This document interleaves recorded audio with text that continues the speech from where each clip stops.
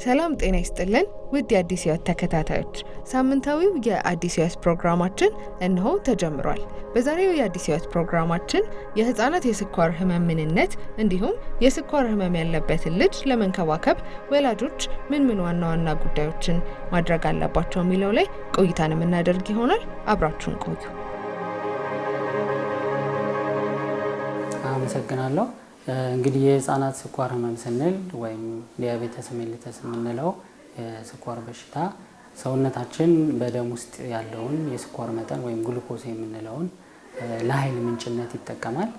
ይህንን ግሉኮስ ለኃይል ምንጭነት ለመጠቀም ኢንሱሊን የሚባል ሆርሞን ያስፈልጋል ወደ ተለያዩ የሰውነታችን ክፍል ግሉኮሱ እንዲደርስ። ይህ ኢንሱሊን የሚመረተው በሰውነታችን ውስጥ በፓንክሪያስ በሚባል ወይም ቆሽት በሚባለው የሰውነት ክፍል ውስጥ ሲሆን የኢንሱሊን መጠን ሲቀንስ በደማችን ውስጥ የስኳር መጠን ይጨምርና የተለያዩ ምልክቶችን ያሳያለኝ። የዛኔ አንድ ልጅ የስኳር በሽታ ያዘው ብለን እንላለን ማለት ነው። የህፃናት የስኳር በሽታ በማንኛውም የእድሜ ክልል ያሉ ህፃናትን ሊያጠቃ ይችላለኝ። ሆኖም ግን በጣም ኮመን የሆኑ ብዙ ጊዜ በሽታውን የሚያሳዩ የእድሜ ክልሎች ይኖራሉ። እነዚህም የእድሜ ክልሎች ከ5 ዓመት እስከ 7 ዓመት ያሉ ታዳጊ ህጻናትን እና ከ10 ዓመት እስከ 14 ዓመት ያሉትን ታዳጊ ህጻናት እንዲሁም በጉርምስና ወቅት ላይ የሆርሞን እንትኖች ስለሚበዙ ለውጦች ስለሚኖሩ ምልክቶችን የማሳየት እድሎች ሊኖሩ ይችላሉ ማለት ነው።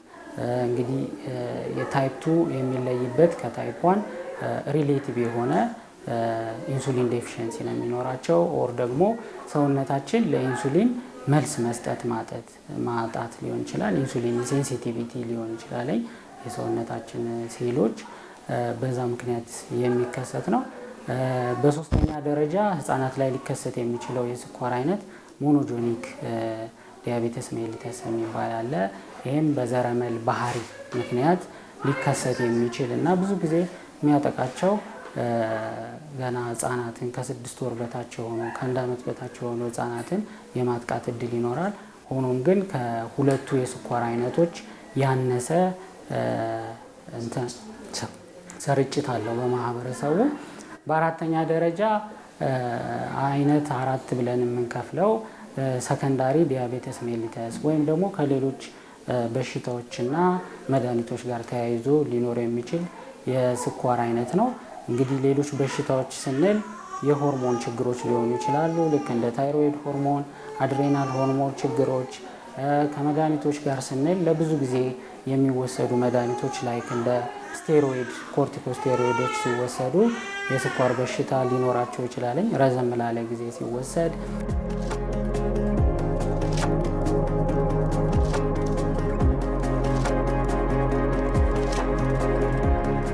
ኢንሱሊን ስራውን የሚሰራው ሴሎች አሉ፣ ሪሴፕተርስ የሚባሉ። እነዛ ሪሴፕተሮች በሰውነታችን ጡንቻዎች ላይ እና ፋት ሴሎች አካባቢ እና ሌሎች የሰውነታችን ክፍል ላይ ይገኛሉ። እነዚህ ሪሴፕተሮች ለኢንሱሊን መጦ አታች አድርጎ ግሉኮስን ለኃይልነት ለመጠቀም እንዲያረጉ ማድረግ ነበረባቸው። ግን መልስ መስጠት በማይችሉበት ጊዜ ኢንሱሊን ሬዚስታንስ አለ ብለን ልንል እንችላለን። ብዙ ጊዜ ይሄ ነገር የሚታየው አይነት 2 የሚባለው የስኳር አይነት ላይ እና ትልልቅ ሰዎች ላይ እና ከውፍረት ጋር ተያይዞ የሚመጣ የስኳር አይነት ላይ የሚታይ ችግር ነው። ብዙ ጊዜ በማህበረሰቡ የሚነሱ ጥያቄዎች አሉ። አንደኛው የሚነሳው ጥያቄ ልጆች ብዙ ጣፋጭ ምግቦችን ሲመገቡ የስኳር በሽታ ይይዛቸዋል ተብሎ ይታሰባል። ይህ አስተሳሰብ አይነት 1 ለምንለው የስኳር አይነት አይሰራም።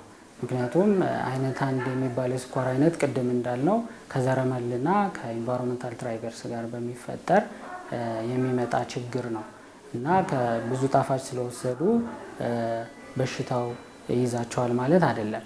ነገር ግን ከአጠቃላይ የህፃናት ጤና አጠባበቅ ጋር በተያያዘ ህፃናት ጣፋጭ ምግቦችን እንዲመገቡ አይመከርም። ብዙ ጊዜ የተለያዩ ምልክቶች ሊኖሩ ይችላሉ። በየእድሜያቸው የተለያየ አይነት ምልክት ሊኖር ይችላል። ስፔሻሊ እንግዲህ ገና የታቀፉ ጨቅላ ህጻናትና ከ1 ዓመት በታች የሆኑ ልጆች ብዙ ጊዜ ምግብ እየወሰዱ ሰውነታቸው አለመጨመር፣ እንደ መነጫነጭ አይነት፣ አልፎ አልፎ ደግሞ ዳይፐራቸው ሙልት ማለት፣ ውሃ በጣም የበዛ ሽንት መኖር፣ ከመጠን በላይ ከሌላ ጊዜ የተለየ የሽንት መጠን መኖር እና ዳይፐር አካባቢ ላይ የፈንገስ ኢንፌክሽን መኖር ሊኖር ይችላል። እንዲህ አይነት ምልክቶችን ሊያሳዩ ይችላሉ። አልፎ አልፎ ደግሞ ተደጋጋሚ የሆኑ ሌሎች ኢንፌክሽኖች ሊኖራቸው ይችላልኝ ማለት ነው። በጣም ኮመን የሚባሉት ምልክቶች ብዙ ጊዜ የሚታዩት ምልክቶች ከፍ ካሉና ታዳጊ ከሆኑ ልጆች እና ህጻናት ላይ የሚታዩ ምልክቶች አሉ። እነኚህ ምልክቶች ብዙ ሽንት መሽናት፣ ስፔሻሊ ማታ ማታ ላይ ከሌላ ጊዜ የተለየ ለሽንት ተደጋጋሚ ጊዜ መነሳት ካለ፣ ቶሎ ቶሎ ውሃ መጠጣት፣ ብዙ ውሃ መጠጣት፣ እንዲሁም ቶሎ ቶሎ ምግብ መመገብ እና በተቃራኒው ደግሞ ቶሎ ቶሎ ከመመገብ ውጭ ሰውነታቸው እየከሳ መምጣት፣ አልፎ አልፎ ደግሞ ራስ ምታት ሊኖር ይችላል። አይን ብዥታ ሊኖር ይችላል ማለት ነው።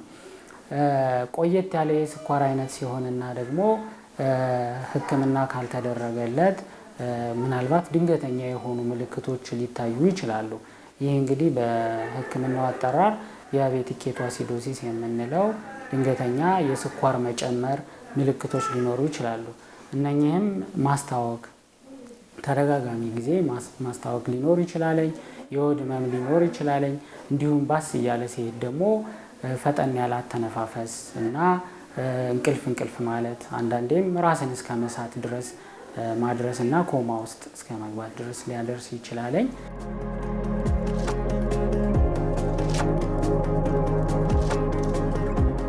ህጻናት የስኳር በሽታ ሲኖርና በጣም ከፍ ያለ የግሉኮስ መጠን በደም ስር ሲኖር ያ ግሉኮስ ከሬናል ትሬሾልድ የምንለው አለ ከ180 ሚሊግራም ፐር ዴሲሊትር በላይ በሚሆንበት ጊዜ በሽንት መልክ ይወጣል ግሉኮስ። እንግዲህ ግሉኮስ በሽንት መልክ ሲወጣ አብሮ ውሃ ይዞ ይወጣል። ስለዚህ ውሃ በሽንት መልክ አብሮ ሲወጣ ሰውነታችን ውስጥ ያለው ፈሳሽ ይቀንሳል። ሰውነታችን ያለው ፈሳሽ ሲቀንስ ደግሞ ወደ አእምሯችን መልእክት ተልኮ የውሃ እጥረት አለ የሚል መልእክት ይደርሰዋል። ልጆች ቶሎ ቶሎ ውሃ እንዲጠጡ ያደርጋቸዋል ማለት ነው። ያው ቶሎ ቶሎ ሽንት የሚላቸው እንግዲህ ከሬናል ትሬሾልድ በላይ የሆነ ግሉኮስ ሲኖር ግሉኮሱ በኦስሞሲስ ዋተርን ድራግ እያደረገ ወደ ውጭ በሽንት መልክ ስለሚያስወጣ ነው ሽንት የሚላቸው።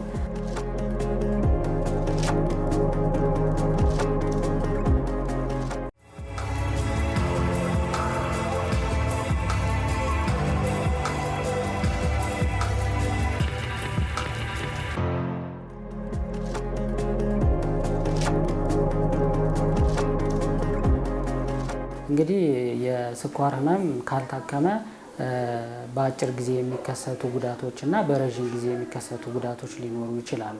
እንግዲህ በአጭር ጊዜ ከሚከሰቱት ጉዳቶች ቅድም ለመጥቀስ እንደሞከርኩት ዲያቤቲክ ኬቶአሲዶሲስ የምንለው ወይም ደግሞ በኢመርጀንሲ የስኳር መጠን ከመጠን በላይ ከፍ ብሎ ማስታወክ፣ የሆድ ህመም፣ ራስን እስከ መሳትና ቶሎ ቶሎ መተንፈስ አይነት ምልክቶችን ይዞ የመከሰት እድል አለው። እንግዲህ ይህ አይነቱ የስኳር አኪዩት ኮምፕሊኬሽን ከምንላቸው ውስጥ አንዱ ሲሆን እስከ መግደል ድረስ ሊያደርስ የሚችል ከፍ ያለ የስኳር መጠን በአኪዩት ጊዜ ይከሰታል ማለት ነው።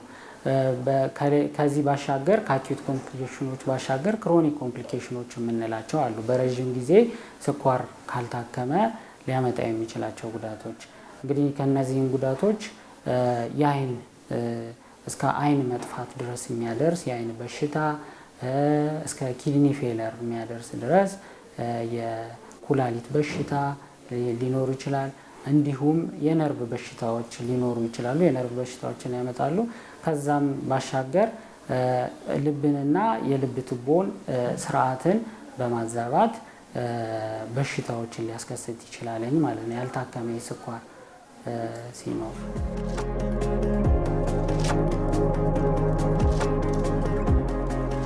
ምርመራዎችን ስናይ የተለያዩ አይነት ምርመራዎች ይኖራሉ። ዲያግኖስቲክ ቴስት የምንላቸው አሉ። ስኳር መኖሩን አለመኖሩን ቼክ የምናደርግባቸው የደም ምርመራዎች ይኖራሉ። የሽንት ምርመራ ይኖራለኝ። አልፎ አልፎ ደግሞ የአንቲቦዲ ቴስቶች የምንላቸውን እናደርጋለን።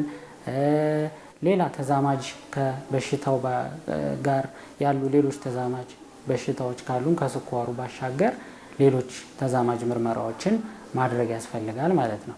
እንግዲህ ስኳር በሽታን ለማረጋገጥ በደም ምርመራ ይደረጋል።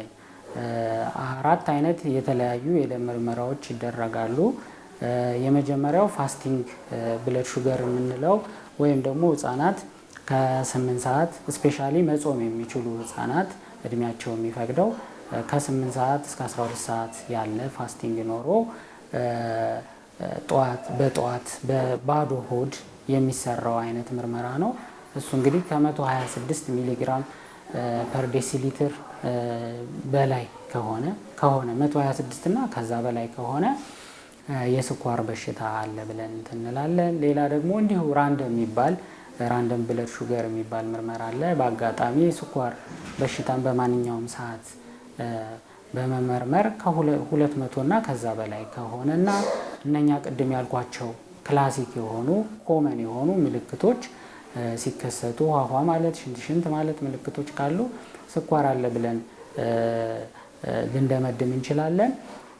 ከዛ በተጨማሪ በደም የሚሰራ ሄሞግሎቢን ኤዋንሲ የሚባል የ3 ወሩን አማካኝ የስኳር መጠን የሚያሳይ ምርመራ አለ።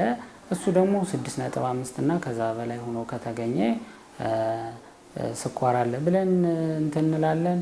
ሌላ ግሉኮስ በመስጠት የሚሰራ ምርመራ አለ። ለ2 ሰዓት ግሉኮስ ተሰጥቶ ከዛ ምርመራው ይደረጋል። እሱም ከ200 በላይ ሆኖ ሲገኝ ስኳር አለ ብለን እንላለን። ይሄ ኦራል ግሉኮስ ቶለራንስ ቴስት ይባላል። እነኚህ ምርመራዎች አሉ።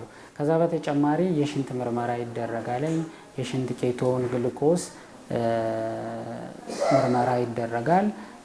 ከዛ ባሻገር አንቲቦዲ ቴስቶች ይደረጋሉ። ስፔሻሊ አይነት 1 የሚባለውን የስኳር በሽታ በምናነሳበት ጊዜ ሰውነታችን ውስጥ ቅድም እንዳልነው ፓንክሪያስ ውስጥ ወይም ኮሽት ሊጎዳ ያደረገበት በራሳችን ሰውነት ውስጥ የሚመረቱ ፕሮቲኖች የራሳቸውን ሴሎች አታክ ስለሚያደርጉ ዲስትራክት ስለሚያደርጉ የሚፈጠር ስለሆነ ምናልባት አንቲቦዲዎች ከተገኙ ተብሎ አንቲቦዲ ቴስቶች ይደረጋሉ።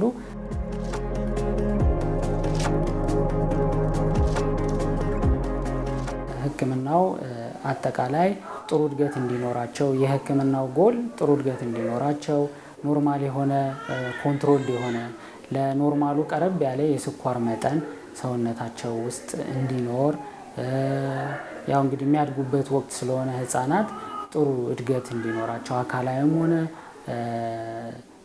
አእምሯዊ እድገታቸው ጥሩ እንዲሆን ለማድረግ እና ቅድም ያልኳቸውን አኪዩት እና ክሮኒክ ኮምፕሊኬሽኖችን ለማስቀረት ወይም ደግሞ ሂደታቸውን ለማዘግየት የሚሰጡ መድኃኒቶች አሉ ማለት ነው።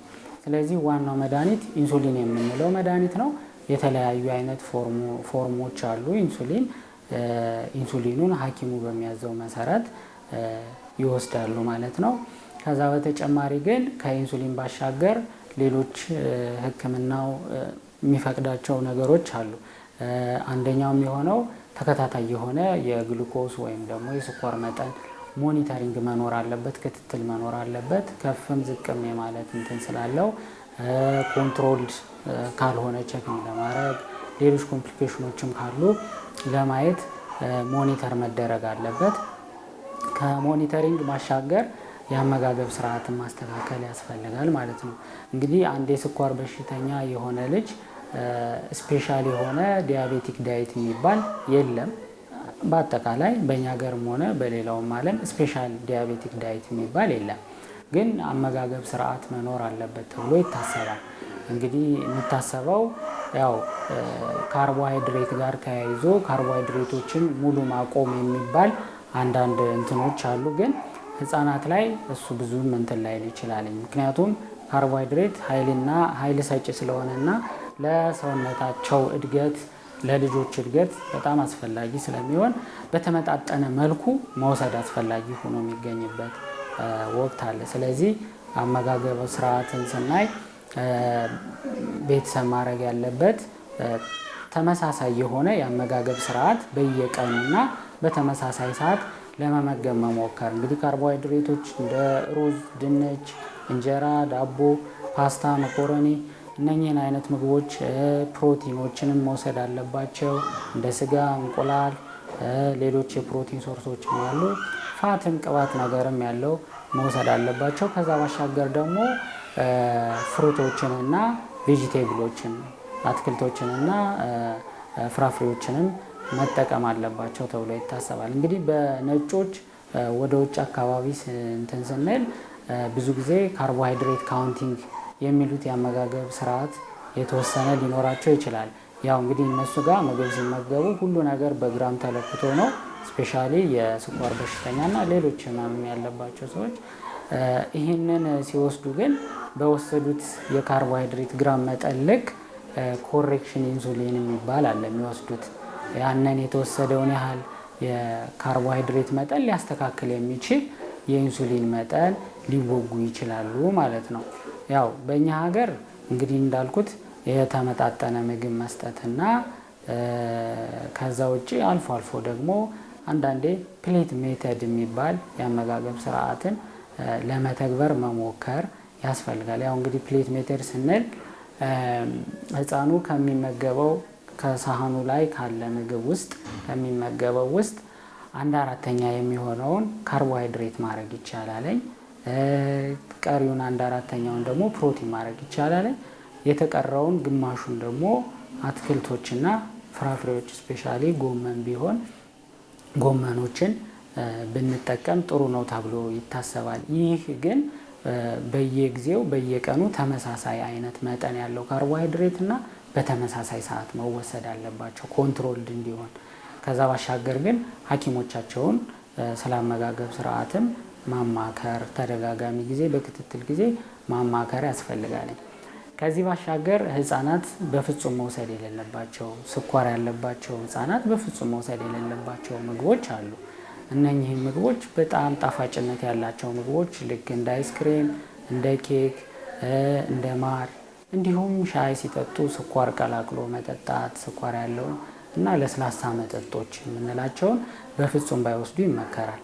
እንደ ጄኔራል ሄልዝም እንደ አጠቃላይ የህፃናት ጤና አጠባበቅም እነኚህ ነገሮች ባይሰጡ ተብሎ ይመከራል። የስኳር ህመም ያለበትን ልጅ ለመንከባከብ ወላጆች ምን ማድረግ አለባቸው? አንደኛ፣ የደም ስኳርን በመደበኛነት መለካት። በሐኪም መመሪያ መሰረት የስኳር መጠኑን በየጊዜው ይከታተሉ። ሁለተኛ፣ ኢንሱሊንን በትክክል መስጠት። ልጁ የታዘዘለትን ኢንሱሊን በሰዓቱና በተገቢው መጠን እንዲወስድ ያድርጉ። ሶስተኛ፣ ተመጣጣኝ አመጋገብን ማቅረብ። አትክልት፣ ፍራፍሬ፣ ሙሉ እህሎችንና ፕሮቲን ያላቸውን ምግቦችን ያበረታቱ። ከፍተኛ ስኳር ያላቸውን ምግቦች ይቀንሱ። አራተኛ፣ የአካል እንቅስቃሴን ማበረታታት። እድሜውን የሚመጥን እንቅስቃሴ እንዲያደርግ ያግዙት። አምስተኛ፣ የዝቅተኛ ስኳር ምልክቶችን ማወቅ። ላብ፣ መጣል፣ መንቀጥቀጥ፣ ረሃብ፣ ድካም፣ ግራ መጋባት ከታዩ በፍጥነት ስኳር ያለው መጠጥ ወይም ምግብን ይስጡ። ስድስተኛ፣ ትምህርት ቤት መምህራንን ማሳወቅ። ልጁ የስኳር ህመም እንዳለበትና ድንገተኛ ችግር ቢፈጠር ምን ማድረግ እንዳለባቸው ያሳውቁ። ሰባተኛ፣ መደበኛ የሐኪም ክትትል። ልጁን በተወሰነ ጊዜ ወደ ሐኪም በመውሰድ ሁኔታውን ያስገምግሙ። ቤተሰብ የኢንሱሊን ህክምና ከጀመረ በኋላ አንድ ልጅ ማድረግ ያለባቸው ነገሮች ይኖራሉ። እንግዲህ ኢንሱሊን በደንብ ስራውን እንዲሰራና በደማችን ያለውን የስኳር መጠን ወደ ኖርማል አካባቢ እንዲደርስ ለማድረግ የሚደረጉ ቅድመ ሁኔታዎች ይኖራሉ። አንደኛ ኢንሱሊን መቀመጥ ያለበት የራሱ የሆነ ቴምፕሬቸር አለ። ቀዝቀዝ ያለ ቴምፕሬቸር ውስጥ ካለ ፍሪጅ ቤት ውስጥ ካለ ፍሪጅ ውስጥ ነው መቀመጥ ያለበት። እንዲሁም ፍሪጅ የሌላቸውና ፍሪጅ ሪሶርስ አቅርቦት የሌለበት አካባቢ ሲሆን ደግሞ ቀዝቀዝ ያለ ቦታ አሸዋ ውስጥም ቢሆን ተቀብሮ መቀመጥ አለበት ማለት ነው። አንደኛው እሱ ነው። ቴምፕሬቸሩን በትክክል ኮንትሮል መደረግ አለበት በደንብ እንዲሰራ መድኃኒቱ። ሌላኛው ያወጋግ ስልት ነው። ያው እንግዲህ ኢንሱሊን ሲሰጥ የሚወገባቸው ቦታዎች አሉ። ያወጋጉም አይነት ለየት ይላለኝ። ስለዚህ ሐኪሙ በሚያሳያቸው ወይም የሚከታተለው ነርስ በሚያሳየው ሁኔታ አወጋጉን ለምደው በትክክል መውጋት አለባቸው ማለት ነው። ከዛ ባሻገር ግን ክትትላቸውን በትክክል የሚሰጠውን የኢንሱሊን መጠን ጠዋትና ማታ ከሆነ የሚወጋ በሰዓቱ በሚወስድበት ሰዓት መውሰድ አለበት። ምንም አይነት ዶዝ ሚስ መደረግ የለበትም ተብሎ ነው የሚታሰበው። አንድም ዶዝ ሚስ ከተደረገ ቅድም ያልኩት አይነት አኪዩት ኮምፕሊኬሽን ዲያቤቲክ ኬቶአሲዶስ የምንለው ኮምፕሊኬሽን ሀፕን የማድረግ እድሉ ከፍተኛ ነው ማለት ነው። ስለዚህ በተቻለ መጠን ምንም አይነት ዶዝ ባይዘለል ጥሩ ነው ተብሎ ይታሰባለኝ። ተጨማሪ ጥያቄ ደግሞ ሲኖራቸውና አወሳሰድ ላይ ችግር ካለ ሐኪማቸውን በክትትል ሰዓት በደንብ ማማከር ይኖርባቸዋል ማለት ነው። ታዳጊና ራሳቸውን የሚያውቁ በራሳቸው መውጋት የሚችሉ ልጆች ደግሞ ያው ሰዓታቸውን ሳያሳልፉ በስርዓት የሚወጋበት ቦታ ላይ ሐኪም በሚላቸው ቦታ ላይ መውጋት አለባቸው።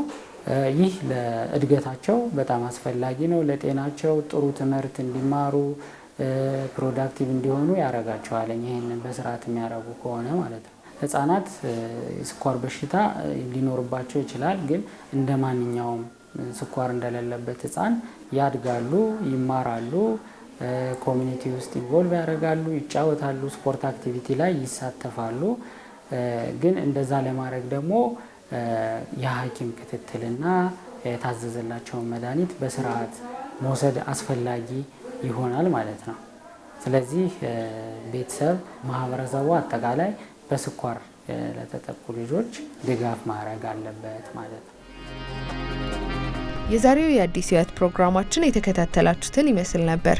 ሳምንት በሌላ ፕሮግራም እንገናኛለን። መልካም ሳምንት።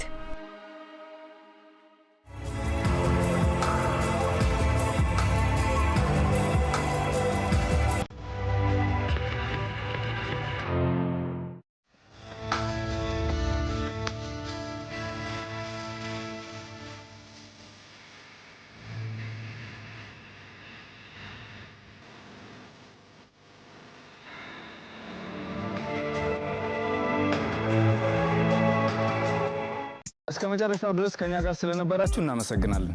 የምናዘጋጃቸውን አዝናኝ ቪዲዮዎች ማየት ከፈለጋችሁ እዚች ጋር ጠቅ ያድርጉ።